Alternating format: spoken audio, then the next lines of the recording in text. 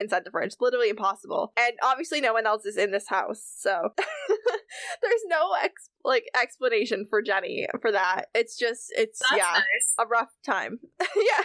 Luckily he spills some milk and she sees it like leaking out the bottom of the fridge, so she finds him quickly and he's unharmed. That's when Sam and Dean knock on the door with Missouri. Missouri immediately knows that Jenny feels the bad vibes of the house. I like how she just kind of takes over the conversation. Like, no, I know what needs to be said here. I do this. Right. Well, and Jenny's child was just in literal mortal peril, and Missouri's like, everybody relax. Obviously Jenny's upset. Let's make sure she's fine and let's deal with this. I mentioned earlier that she just has this really, really soothing voice. I feel like that's what Jenny really needs right now.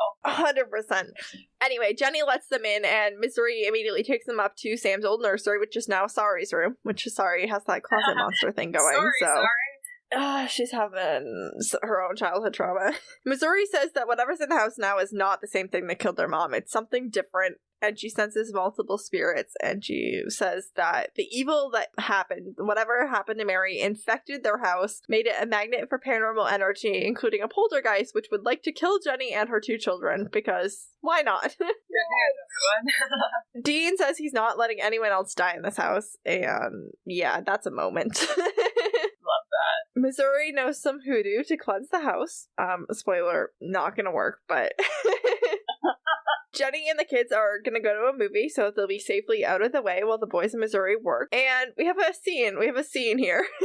Sam nearly gets choked out by a lamp cord, and Dean nearly becomes a pincushion for every knife in the kitchen, and Missouri is pinned downstairs by some sort of furniture in the basement. And this scene where they're all in mortal peril feels like a horror movie to me. I said something from The Conjuring, but The Conjuring movies didn't exist when this episode was made, so it's not that, but it feels like a reference to another movie. They like to make a lot of 70s and 80s references. Maybe it's Poltergeist or The Exorcist or something. Yeah, I don't watch enough to be able to get all these references, but this feels like a reference to me, the way that this scene is shot. Right. Dean escapes pincushioning by using the table as a shield, and they are gonna owe Jenny a new table.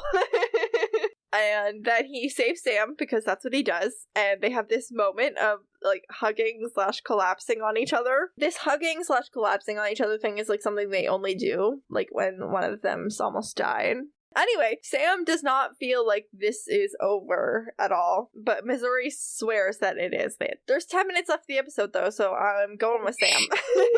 I'm trusting Sam on this. I don't think we're going to celebrate for 10 minutes. Yeah, it feels like a lot of celebrating. And then full credit to Abigail from Gyra Fix the Pod for this thing that I'm about to point out, because usually I don't listen to the podcast episodes about ones we haven't recorded yet, but because we've recorded this one 3 times, I have already. Abigail points out that this parallels episode 3, Dead in the Water, where they think that the case is done, but Dean has this really strong gut feeling that they're still needed, so they go back, and this time Sam's the one with that feeling, and always listen to the intuition. Yeah, there's this trust between Sam and Dean that even though they don't see what the other person's seeing, they're like, okay, if you say it's not done, then I guess we're gonna operate on that assumption until proven wrong.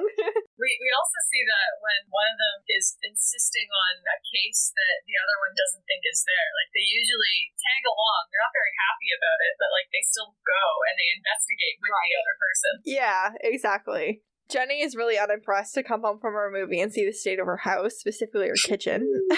Missouri's not done picking on Dean. She's like, he'll clean it up, and it's fine. We love that. Jenny then goes to bed like nothing happened, which seems bold to me. Right? Yes, everybody just said that it was fine, but just in case, I'd be so scared to go to bed that night. Right. You just found out that monsters exist. I don't know how much they explained to Jenny, but they must have had to tell her something. I'd be double checking, okay, you said salt? Alright, let me get 3 pounds of salt by my bed. Yeah. I would have just gotten my kids with me and just slept in one room with the salt. Yeah.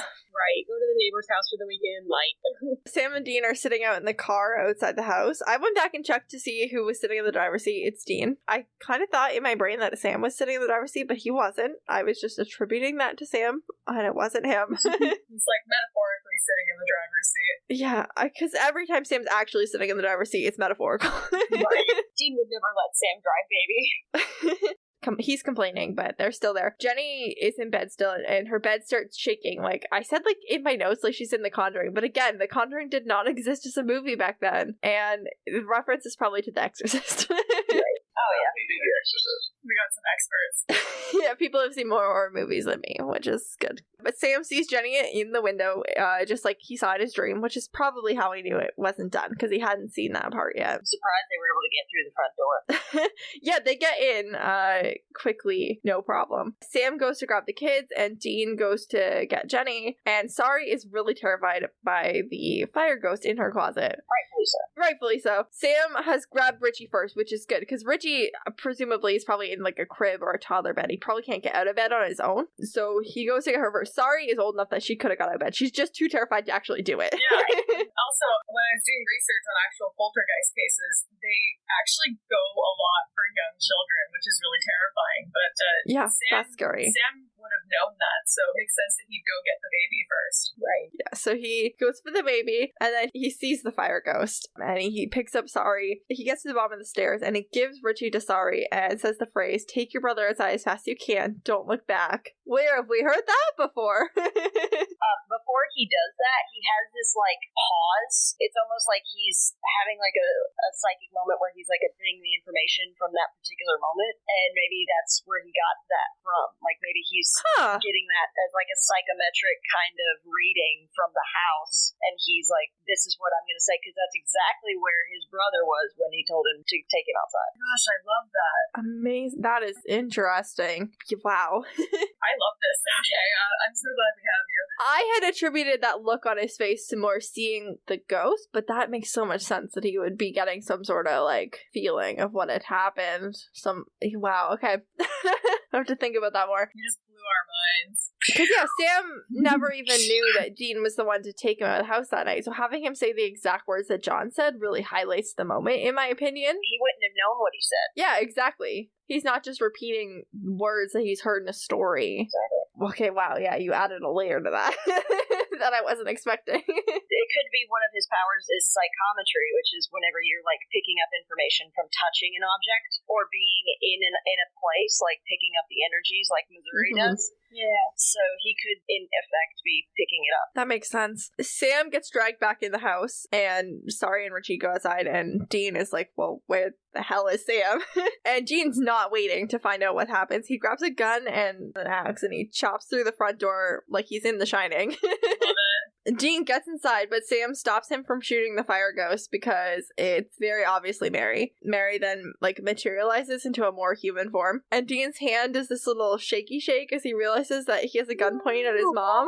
But also, I love that Sam realizes that it's her before we can see her face through the fog. Yeah, and, like, I don't know if it's the fire that gives it away for him, or if he just knows. I don't know what it is, but he knows. It must be part of that, because, like, he's that psychic thing. He's only ever seen her in photos, but to recognize her so quickly, it must be the psychic thing. And this is Sam's first time ever seeing their mom. Mary apologizes to Sam. He asks what for, and she doesn't answer. It's gonna be 3 seasons before we find out what the apology was for, aside from just being dead and leaving them to be raised by John, which, you know, deserves an apology in itself. She looks ashamed. Yeah. That doesn't necessarily need an apology like this from her. So she's got something else to apologize for. Guilt. She then goes full ghost on the poltergeist and makes it let Sam go. Just love how she's like, get out of my house. Yeah, which is great. Love you. That feels like a reference as well to something. I can't think of anything. The boys are, like, shocked that this has happened, but Sam says now it's over. And I want to talk about this Mary that they see, because this is Sam's first real interaction with Mary, because he was 6 months old when she died, and Dean's first interaction with her as an adult, and the first time that they've seen her in 22 years. This is the mom that they've been promised that they lost. She's beautiful, she defends them, she sacrifices all that she has left, which is her existence as a ghost, for them. Something they have never had from John. Man, I love that this dead, episode, she's better. Yeah. This episode finally gives Sam, like, something positive to associate with his mom. He said, the 22 years of seeing photos of just this pretty blonde woman and hearing stories, like, mostly from John, because we we're discussing that Dean probably doesn't talk about her. Now he finally gets a sense of maybe the kind of person she was, and maybe starts to understand why Dean and John would fight to avenge her for so long. Right. And to have this one interaction with her be an apology, something I'm sure John's never done for them ever. Oh, obviously. Also, John's never apologized for anything ever. Also, Mary's character is just treated very interestingly as the show goes on. I think she ends up having a much more complex character than Eric Kripke intended when he wrote this scene. Oh, absolutely.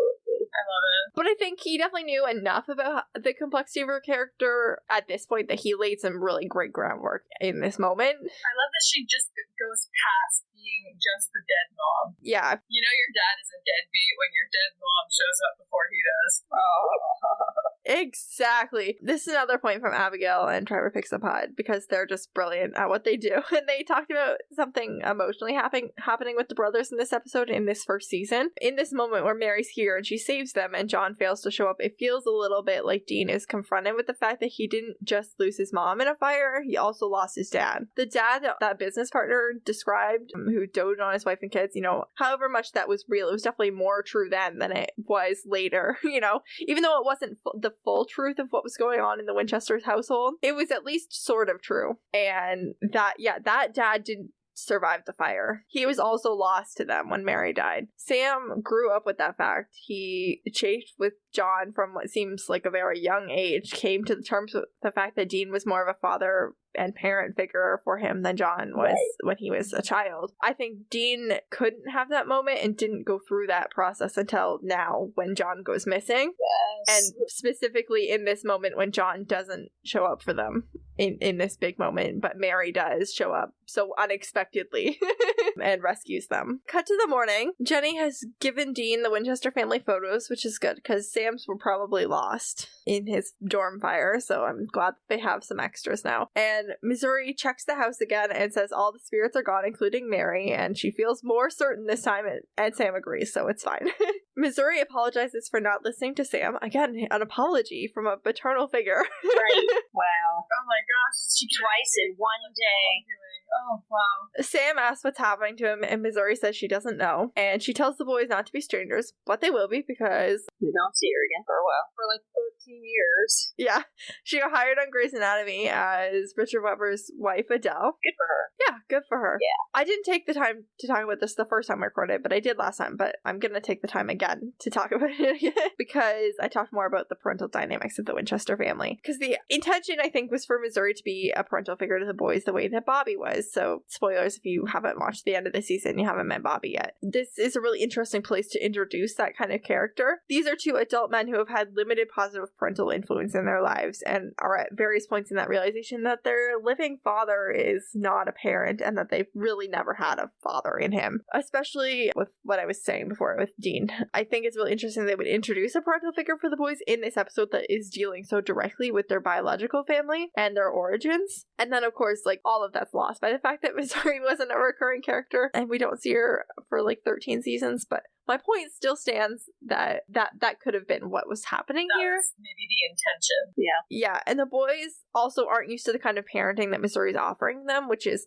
kind of like a middle ground of parenting. It's similar to at the end of the season, Bobby's parenting. Right. It's kinder and more involved and more parenting than what John offers them. But it's like a tough love, not putting up with any crap. It's not the ideal parent figure that the boys have been raised to associate with, like, mothering, and with Mary specifically. It's what they need.